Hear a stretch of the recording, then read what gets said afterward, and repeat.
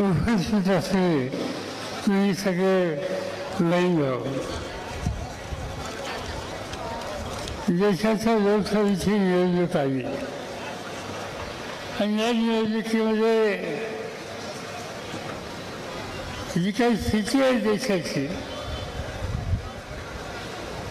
ती तुमच्या बरोबर मांडावी या हेतून आज मी या ठिकाणी आलो. गेले काही दिवस महाराष्ट्राच्या जिल्ह्यात जायचा प्रयत्न माझा आहे. सातारला गेलो, पुण्याला गेलो, सोलापूर जिल्ह्यात गेलो, जळगाव जिल्ह्यात गेलो, नाशिक जिल्ह्यात गेलो, अहमदनगर जिल्ह्यात गेलो, जामनेरमध्ये गेलो, औरंगाबादला गेलो, परभणीला गेलो आणि आज धाराशिवमध्ये उभा आहे. त्याच्यामुळे एक गोष्ट आहे की सारखं बोलून माझा घसा बसला, पण घसा बसला नाही तर आणखी काय हो. आज देशाच्या समोरची जी स्थिती आहे त्याच्यामध्ये तुम्ही मी जागे झालो नाही तर अनेक संकटांना अनेक गोष्ट तोंड द्यावं लागेल. आणि म्हणून मोदी हे देशाचे प्रधानमंत्री त्यांचं नक्की राजकारण प्रशासन काय आहे हे तुम्हाला सांगावं या हेतूनच मी आत्ता उभा आहे. आपला देश हा सामान्य लोकांचा देश, लोकांच्या समोरची संकट आहे. काय संकट आहे? खेड्यापाड्याचा माणूस असो, शहराचा मध्यमवर्गीय असो, त्याला विचारले तुझ्या पुढची अडचण काय? पहिलं उत्तर येतं महागाईनं त्रासून गेलं. आधी महागाई कोण मिळवायची? राज्यकर्ते कोण आहेत आणि त्यांचं आश्वासन काय होतं? हे राज्यकर्ते 2014 साली सत्तेवर आले. 2014ला मत स्वागत असताना मोदी साहेबांनी सांगितलं की पेट्रोलचा दर 50% 50 दिवसामध्ये मी कमी करतो. आज काय झालं? ज्या सांगितलं त्यावेळेला पेट्रोलचे दर होते 71 रुपये.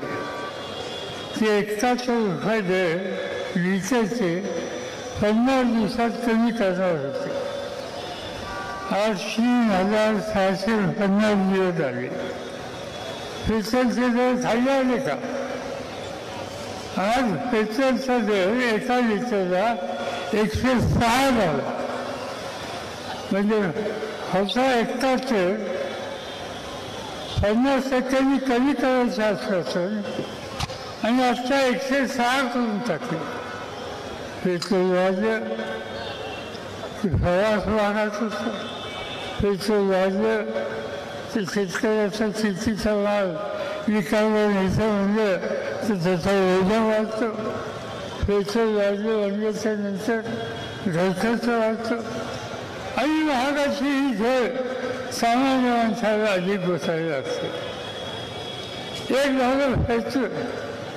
अनेकांच्या घरामध्ये आज दिवशीला गॅसचं सिलेंडर आहे.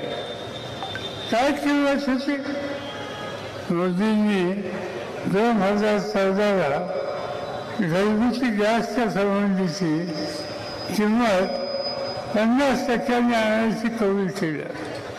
त्यावेळेला दर होता 430 रुपये एका सिलेंडरला आणि आज तो झाला 1167.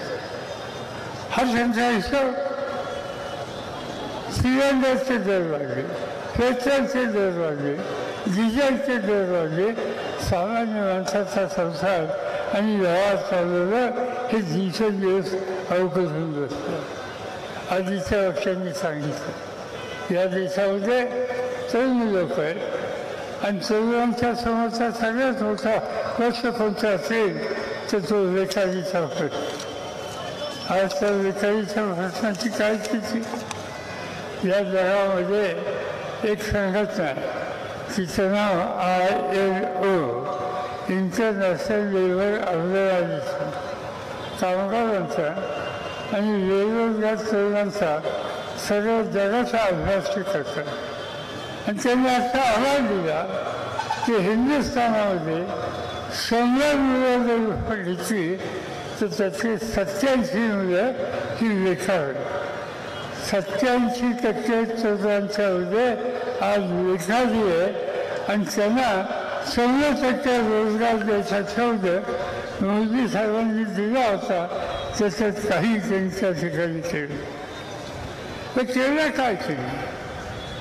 सत्याचा गैरवापर. सत्याचा गैरवापर कसा केला? निवडून आलेल्या लोकांना संकटात टाकणे. देशामध्ये झारखंड नावाचे राज्य, आदिवासींचं राज्य, तिचा आदिवासी मुख्यमंत्री आहे. गरीब आदिवासींच्या प्रश्नासाठी अखंड प्रयत्न करणार आहे आणि त्याच्या कामाला दिल्ली सरकारने मदत केली नाही म्हणून त्यांनी टीका केली मोदींच्यावर. परिणाम काय झाला? त्या राज्याच्या मुख्यमंत्र्याला आज तुरुंगामध्ये टाकलं. मगाशी उल्लेख केला अशा एका सरकारने दिल्ली देशाची राजधानी, दिल्लीचे मुख्यमंत्री अरविंद केजरीवाल. अरविंद केजरीवाल 3दा मुख्यमंत्री झाले. त्यांचं वैशिष्ट्य हे की शिक्षणाच्या उत्तम सवलती दिल्या, दर नाही ठेवले, आरोग्याच्या सुविधा दिल्या, रस्ते सुधारले, परिसर सुधारला. जगाचे लोक दिल्लीमध्ये येतात. अरविंद केजरीवाल केलेलं काम हे बघण्याच्यासाठी त्या ठिकाणी येतात. आणि असं काम करणारा माणूस मुख्यमंत्री आज जेलमध्ये आहे. तुलना त्याचं मोदींनीचा अनेक गोष्टी सांगता येतील. महाराष्ट्रामध्ये आजच माझ्या कानावर एक गोष्ट आली.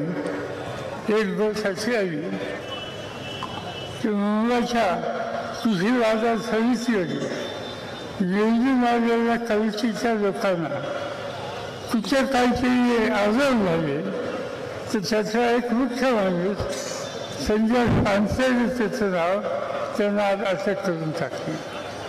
त्या मार्केटमध्ये कामगारांचा प्रतिनिधी म्हणून काम करणारे शशिकांत शिंदे नावाचे माजी आमदार आज सातारमधून लोकसभेचे उमेदवार आहेत.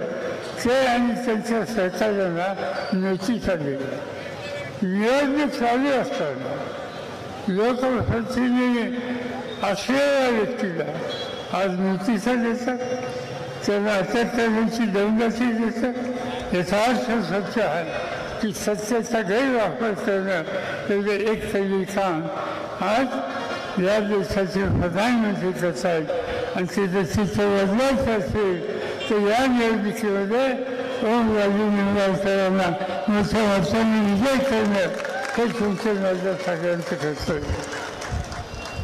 या जिल्ह्याच्या संबंधी माझे अनेक वर्षाचे संबंध पद्मश्री भाषांची होते आणि त्यांना साथी दिली, शक्ती दिली. त्यांनी उस्मानाबाद, धाराशिव हा जिल्हा विकासाच्या संदर्भात पुढे गेला पाहिजे ही मनापासूनची इच्छा होती. पदं दिली, महत्त्वाचे अधिकार दिले आणि हे सगळं केल्याच्या नंतर आज मी इथं आल्यापासून ऐकतोय की जे कोणत्या पद्धतीने या जिल्ह्यामध्ये राजकारण चालू आहे आणि कोणत्या पद्धतीने ते विकास केला. असे उमेदवार ओमप्रकाशराजे निंबाळकर यांचं वाचन ऐकल्यानंतर मला आश्चर्य वाटलं. इथं आस्पत्रे काढायचा प्रस्ताव होता, तो मान्य केला आणि त्या आस्पत्रे नेल्या कुठं? नेलेला नव्या मुंबईला. आज धाराशिव जिल्ह्यामध्ये इथल्या गरीब पेशंटची गरज भागवण्याची अत्यंत आवश्यकता होती. असं असताना हॉस्पिटलची परवानगी मिळवली आणि ते नव्या मुंबईत नेलं आणि गरिबांच्यासाठी सरकारने दिलेली ही योजना आज नव्या मुंबईमध्ये एका विशिष्ट वर्गाच्यासाठी चालवली जाते. याचा अर्थ ज्या दादाशी जिल्ह्याने शक्ती दिली मोठं केलं त्यांना न्याय द्यायचा नाही आणि न्याय द्यायचा ज्याचा आपला कलीचा संबंध आहे अशा ठिकाणच्या लोकांना सुविधा देण्याच्या संबंधीचं काम त्या हॉस्पिटलच्या मार्फत आज त्यांच्या ठिकाणी केलं. त्यामुळे तो माझ्यासारख्याची यांच्याकडनं अपेक्षा आली होती. अनेक गोष्टी केल्या मी. त्यांचे चिरंजीव आमदार नव्हते, आमदार नसताना मंत्री केलं. हेतू हा की काहीतरी लोकांच्यासाठी करतील. पण आज इथं आल्याच्या नंतर त्यांचे एकंदर उद्योग विशेषतः तुळजापूर आणि धाराशिवमध्ये जे ऐकले माझ्यासारख्यासुद्धा धक्का हा बसला. आणि याला उत्तर एकच आहे, नुसता धक्का बसून चालणार नाही, याला उत्तर शोधलं पाहिजे. अनेक गोष्टी या ठिकाणी त्यांच्या सोपवल्या पण त्याची पूर्तता झाली नाही. आणि त्याला उत्तर काय? उत्तर एकच आहे, उद्याच्या निवडणुकीच्या दिवशी मतदान करताना या ठिकाणची जी मशाल आहे त्याच्यासमोर वचन लावणं आणि कितीही संकट आली तर या मतदारसंघाच्या लोकांची साथ कधीही सोडणार नाही असं व्यक्तिक ज्यांचं आहे. अशा आज ओमप्रकाश राजे निवासरावांना मोठ्या मताने विजय करा एवढीच विनंती या ठिकाणी करतो आणि माझी 2 शब्द संपतो.